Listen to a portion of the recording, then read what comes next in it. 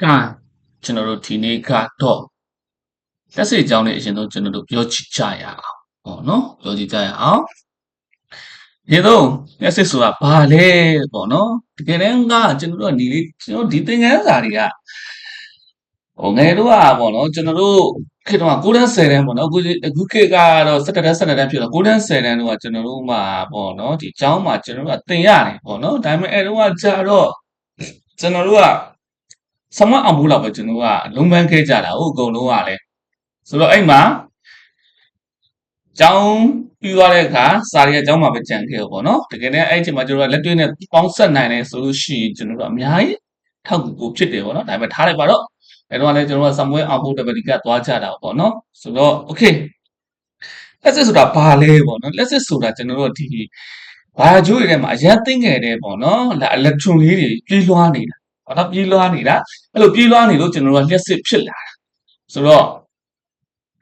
ဒီကောင်တွေကိုပေါ့လက်ထုံတွေပေါ့နော်လက်ထုံတွေဒီလိုပေါ့နော်ထဲထဲမှာကျွန်တော်လက်ထုံတွေရှိတယ်ဒီတက်တူတွေထဲမှာတော့ဒါငယ်တော့ကျွန်တော်တို့ဒီ periodic table တို့ဘာလို့မှာဆိုရင်ဒါသင်ဘူးချမှာပါနော်မသင်ဘူးလေကျွန်တော်တို့ကတော့ဒီစာကျောင်းစာပဲပြန်ပြီးတော့ဖတ်ဖို့လေကျွန်တော်တို့ကတော့ပြန်ပြောရမှာပေါ့နော်ဘာလို့လဲဆိုတော့ကျွန်တော်တို့ကစာသင်တယ်ဆိုတာလည်းအဲ့လိုပေါ့နော်ဒီကျောင်းစာလို့လည်းကျွန်တော်ကပြန်သင်လို့မရဘူးသင်ရတယ်ဆိုတဲ့ဒီသင်ခန်းကြီးကအရင်ရှည်ပြီးတော့ခင်ဗျားတို့အရင်ပြင်းသွားလိမ့်မယ်ပေါ့နော်ငယ်တော့ကလေးတွေဟဲ့ဒါလေးချက်ဒါလေးလုပ်ပါလို့ပြောရမယ့်အချိန်မဟုတ်တော့ဘူးပေါ့နော်ဆိုတော့ချိုးဟာတွေကကြတော့သူအန္တာစတုနေရမှာပေါ့နော်မသိတဲ့ဟာတွေကြောင့်လည်းနည်းနည်းပါပြန်လေ့လာမှာပေါ့နော်လေ့လာရမယ့်ဟာလေးတွေကျွန်တော်ပြောပြမယ်ဒါကတော့တကယ်တမ်းပေါ့နော်အငယ်တုန်းကတရားပြောဆိုပေါ့နော်ဒီပြောရတယ်ဆိုရင်တော့အခြေခံလေးပေါ့နော်အခြေခံလေးသိအောင်ကျွန်တော်ပြောစာပြန်မွေးတွေကလက်ထွန်တွေလက်ပဲလို့ကျွန်တော်တို့ကဒီလက်စစ်ဆိုတဲ့ဟာဖြစ်လာတယ်ပေါ့နော်လက်စစ်ဆိုတဲ့ဟာဖြစ်လာတယ်အဲ့မှာအဓိကသူငယ်3ယောက်ရှိတယ် VIR ဟုတ်ပြီဒါတို့ရေဒီကန်နဲ့ရေပိုင်းကိုကြည့်ပြီးတော့နားလည်အောင်ကျွန်တော်ဥပမာပေးမယ်သူကလက်ထွတ်မှာပေါ့နော်ဘိုးလေးရှိတယ် current ရှိတယ် resistance ရှိတယ်ပေါ့နော်ဆိုတော့အဲ့ဒါလေးတွေကတော့ကျွန်တော်တို့ကြက်ရမှာဘိုးဆိုတဲ့ဟာ V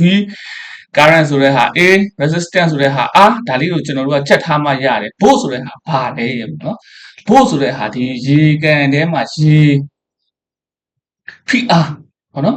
ရေပြီးသားမှာရေပြီးသားဘယ်လောက်နဲ့ကျွန်တော်တို့ဟိုပေါ့နော်ရေကိုစီးစင်းစင်ပါလဲဆိုတဲ့ဟိုကျွန်တော်တို့ကပြပြတာဖြစ်တယ်ဆိုတော့ကျွန်တော်တို့ဒီထဲမှာဆိုရင်ပေါ့နော်ကျွန်တော်တို့ဘယ်လောက်ဟိုကနေကျွန်တော်တို့စီးစင်းကြမလို့ပေါ့နော်ဘယ်လောက်အားနဲ့စီးစင်းကြမလို့ဆိုတဲ့ဟာဝင်မှာပေါ့နော်အားဘယ်လောက်နဲ့ကျွန်တော်သွားကြမှာလို့ပေါ့အဲ့လိုဟာမျိုးကိုကျွန်တော်တို့ကဒါပြောတာဖြစ်တယ်ပြီးရင်ကျွန်တော်တို့က current ကကြတော့ဥမာအဲ့ဆိုပေါ့နော်အမှဆိုရင်ကျွန်တော်တို့ကဒီဘတ်ထရီမှာဆို1.5 volt အိမ်မှာ3မီတာဆို220 volt ပေါ့နော်ဘူးအပလောက်ပေါ့နော်လက်စစ် PR ပလောက်နဲ့ဒီ electron တွေကိုဖိမှာတယ်ပေါ့အပေးမှာလေပေါ့နော် current ampere ဆိုတဲ့ဟာကဒီရေပိုက်ထဲမှာစီးဆင်းနေတဲ့ရေပမာဏအပြောဆိုရင်ကျွန်တော်တို့ electron ပမာဏပေါ့နော်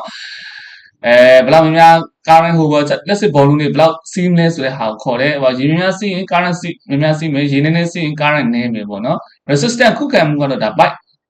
ဟိုရေပိုက်ရဲ့အချင်းကျယ်ပေါ့နော်ကျွန်တော်တို့ဝါယာကျိုးဆိုဝါယာကျိုးတွေဆိုတာတဲ့ပေါ့နော်ဒီဝါယာကျိုးတွေရဲ့ဟိုပေါ့နော်အသေးပေါ့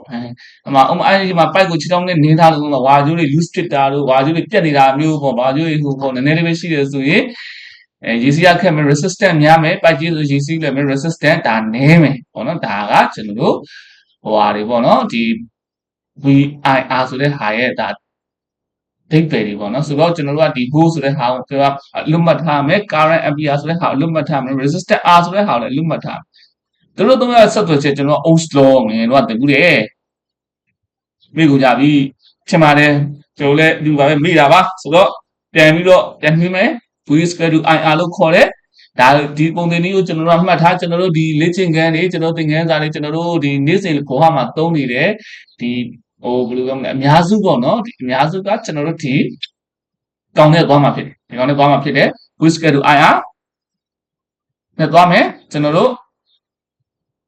့ဒါကောင်ကိုဟိုပေါ့ပုံသင်နည်းကိုကျွန်တော်တို့ပေါ့နော်ဒါနောက်ကနေပေါ့နော်ဒီ၃ယောက်ကတယောက်နဲ့တယောက်အမြောက်ကနေအများနဲ့ကူညီရေပေါ့နော်နောက်ကနေအပြင်းပြင်းနဲ့တွင်ပူများမယ်လက်စစ်တွေများစီးမယ်လက်မှာတားဆီးတွေရှိတယ် resistance များနေလက်စစ်တွေနည်းနည်းစီးရမယ် current တွေနည်းသွားမယ်ဒါကို V ဆိုလို့ IR လို့ခေါ်တယ်ဒီပုံသင်နည်းကဒီလိုရှိတယ် V လို့ချင်း I ဆို R I လို့ချင်းဆို V ကိုစ R resistance နဲ့ VOT resistance နဲ့စဒီသင်္ချာကိုပေါ့နော်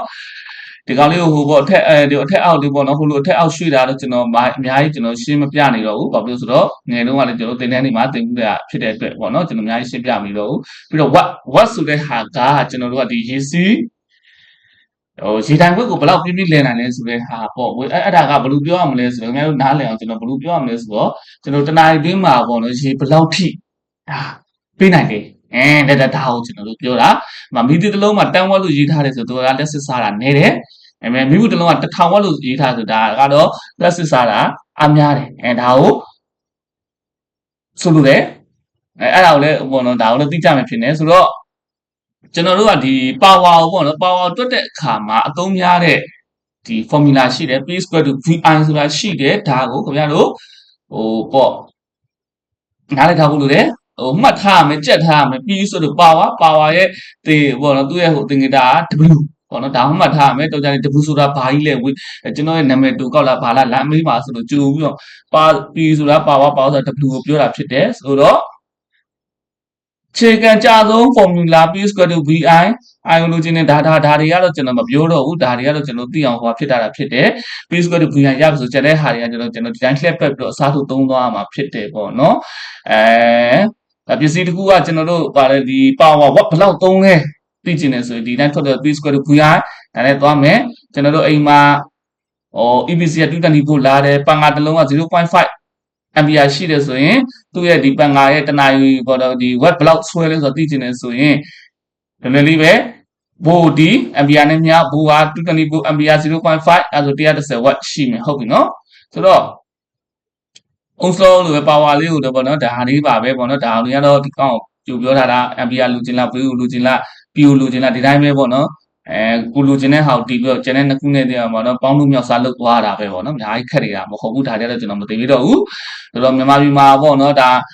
ဘယ်လိုသုံးလဲဆိုတော့ဟာဥမာကျွန်တော်တို့မှာ120 watt ရှိတဲ့ဆိုလာရှိတယ်ဘက်ထရီအားသွင်းဖို့တဲ့ဒီကောင်မှာ120တွဲဖို့ပဲထွက်တယ်ဆိုဒီဆိုလာ